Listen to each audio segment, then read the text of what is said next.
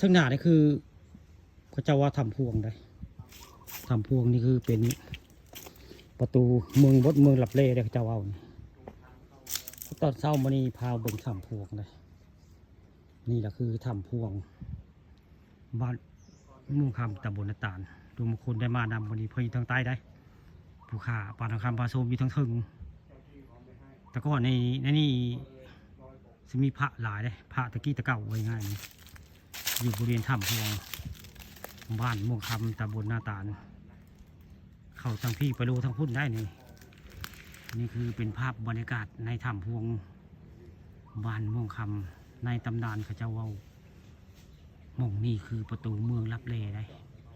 ทางภูเขาว่าวจานี่คือเป็นเมืองเขาเจ้าได้ทางเข้าทางพุ่นได้ทางเข้าทางหน้าลุงมงคลมันจะเป็นทางเข้าได้ลุงมงคลเป็นย่างไปเพิ่นมาถ่าทางใต้เนาะภูเขาถ่าทางทึ่งนี่คือเป็นภาพบรรยากาศถ้ำพวงบ้านม่วงคำตำบลนาตาลได้ที่ทัศน์สวยงามพี่น้องเรียบทางใต้ก็เป็นหน้าโศกได้ให้หน้าตะกร้าเขาเจ้าได้เดี๋ยวไปนี่ก็จะเป็นถ้ำพวงแหละนี่ถ้ำพวงนี่เป๊กได้เห็นจุเดียวได้นี่แล้วก็เขาเจ้าอ้อนนะเก้าในฮันนหูนห้อยจะมีอันพระโบราณพระหินตะกี้ลายได้นี่อยู่ในถ้ำพระนี่ถ้ำพวงอันนี้ผู้ข้าป่าทองคำผสมมือนี้เอาภาพบรรยากาศถ้ำพวง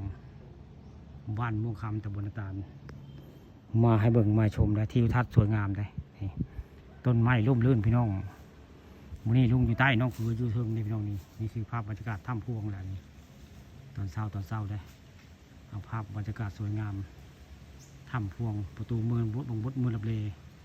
ไทยบ้านม่วงคำตำบลนาตาลมาให้เบิ่งนะให้ชมนี่แหละคือทางเข้าเมืองบดเมืองเลถ้ำพวงบ้านม่วงคำในตำนาน